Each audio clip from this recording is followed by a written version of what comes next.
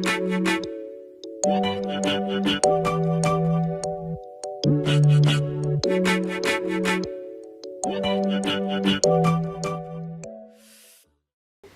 guys, here with me today we have Kill the Buzz. How you doing? Good. How are you? I'm great.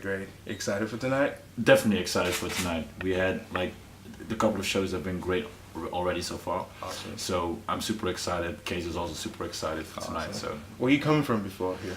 I had a show in Taiwan, Taipei City. Right. I played there before 2 years ago with the I Am Hardwell show. I played the Electro Club back then as an after party, which was really awesome, super high energy. Awesome. And then they opened up a new club and they asked me for the grand opening, so I said yes, of course. Awesome, that's Yeah. dope. Alright, so were you classically trained before or you just picked up music along the Ooh, the thing what got me into music was my neighbor. He had like this keyboard and he was playing UB40 songs, and I found it so cool that he could reproduce music that I like really begged my parents to buy me a keyboard. And from that point on I started like developing musical skills, like music skills, playing the piano. Before that I played recorded flute. I joined the marching band where my sister was attending. Awesome. I played was percussion. So I'm not really classically trained, but I just picked up a lot of instruments along the way and started like developing my own music and developing my own things that I loved about playing piano, playing drums and whatever. And after a while I started to pick up Alicia Keys and John Legend. Awesome. So I was more into the R&B vibe, more into the pop vibe with music, and along the way I started like really get into their vibe, and then for some reason I started to listen to dance music, and all together it became what we are right now. Awesome. And is music something you've always wanted to do? Maybe like in my subconscious, probably yes. I was always fond of like studying. I always wanted to be that smart kid in the class, but then for some reason I started spending 80% of my time into music. It either was a trumpet, it either was recorded flute, the marching band, or playing piano. I was always working on music. Even in high school it was all about music. So not that I was always focused about I want to make a music career, but when I got 18 I was attending a live band or playing in a live band as a keyboard player, and at one point I proposed to make our own songs instead of just covering everybody else. I wanted to make our own music. Some of them said yes, some of them said no, and eventually the band fell apart. And by that time I already knew Hardwell and was working with him in the studio, and along the way I started like making my own music. So that's awesome. How it all That's went. great. Yeah. Alright. So you signed a publishing deal with Cloud9 in 2012, and then you had one of your songs on #1 EDM Buzz Chart, and then having Hardwell to premiere your track in Tomorrowland. How was that experience? How did you deal with everything happening for you at the same time? Wow, it was a really crazy and short ride as well. Like to begin the story, me and Hardwell, we became friends when we were around 18 years old. That's like 12 years ago. I toured with him as a friend, like went to all his gigs in the Netherlands, and it was all about fun. I didn't really have in mind to become a DJ, but in the meanwhile we were working together in the studio, just like making music for fun. And he showed me how to produce music, and then I started producing music in my own room. And I sent out a couple of demos, a couple of bootlegs, and some of them hit the national radio in the Netherlands. And then I sent him this track Party Hard, and he really loved it. And he said, dude, I want to sign this, let's get you into the publishing deal, let's get you on the label, and then I'm gonna premiere it on Tomorrowland. So for me it was like, okay, yeah, you're gonna premiere on Tomorrowland, whatever, right? Yeah. Then I heard the news, they texted me, oh, dude, the track is #1 in the Buzz Chart, everybody's so hyped about it. I'm like, what is going on? And then the track goes online, and the Tomorrowland set goes online, and everybody starts like texting me. But for me, it was all about like making music for fun. I didn't really think about making a career out of music yet. So the hype was a little bit overwhelming because I didn't know what to do, just focus on my study or maybe go into music, focus on my study, go into music. Eventually I chose to go into the music, and I started making more tracks, started developing my own sounds, the things that I really wanted to create, and from that point on I became one of the Revealed guys. Awesome. So right from the start, what made your music unique? Having, guys like Quintino, David Guetta, like all supporting you?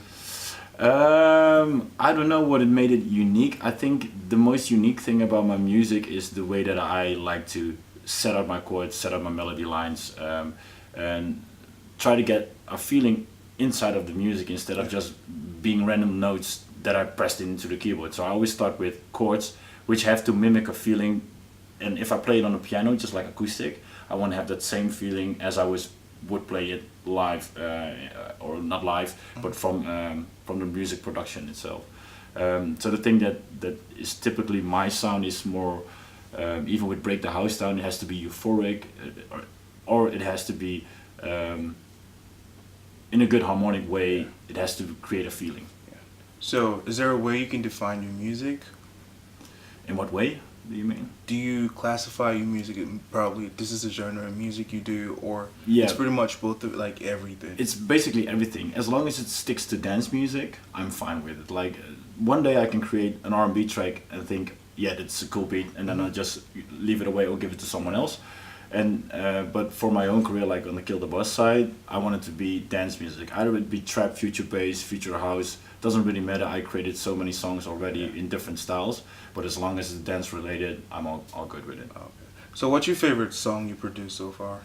My favorite song that I've produced so far has to be Still the one that got released last year with Hardwell and Max Collins. I created that track in 2015 already. And then Robert Hardwell said to me, I have this great vocal we can match with the song. The vocal was from Matthew Coma back then, and we had to find another singer because Matthew Coma couldn't feature on the track. But in the end it became like a process of 2 years. But even after 2 years, I still was so fond of the track that became my favorite track of all time. Awesome. So looking back when you started and now, do you think you've accomplished pretty much everything you wanted, or there's still room for a lot? There's so much more room for a lot. Like I always set my bar really high.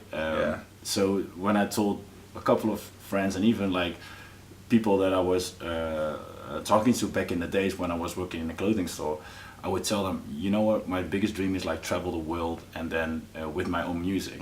And people were like a little bit laughy about it, like, what is this guy talking about? He's got dreams, but whatever.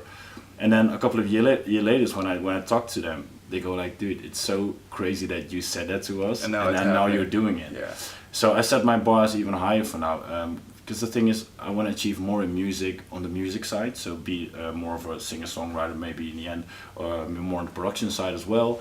I will also still would love to DJ, but career-wise, in 10 or 15 years, I would see myself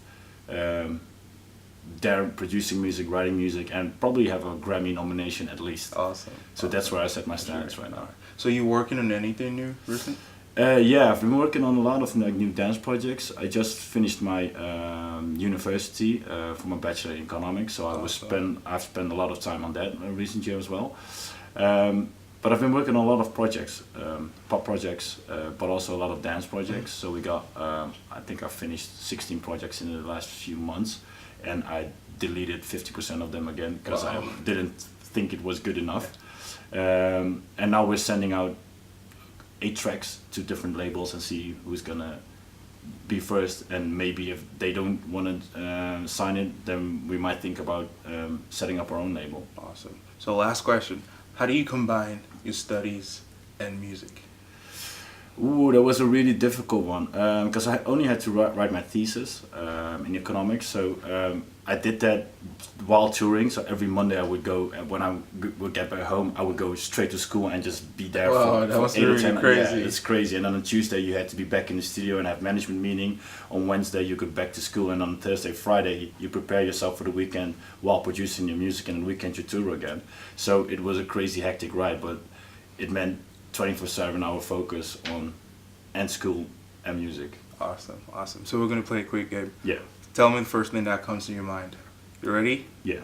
Lips. What? The first thing that comes to your mind. The first word that comes to your mind. Yeah. So I'll say a name, a place, whatever it is. Yeah. Just let me know what comes to your mind first. Lips. Mouth. Music. R&B. Time. 17. Kim Kardashian. Who? Kim Kardashian. Yeah. Who? Shopping. Sorry? Shopping. Sure. Scotch and soda. Hardwell. Friend. Girlfriend. Yes. Money. Don't have any. Dated. Huh? Dated. Girlfriend. MacBook. Yes. Alright, now finish the lyric to the song. Your love was handmade for somebody. Alright, let's move on. Cause when all the sirens come, you're still the one. Alright, you got that one. Alright, great. It was great so hearing focused from on that one. Yeah, but when he said it, I was like, whoa, okay, please. Alright, it was great having you. Thank you, man. Thank you. Appreciate it. Alright.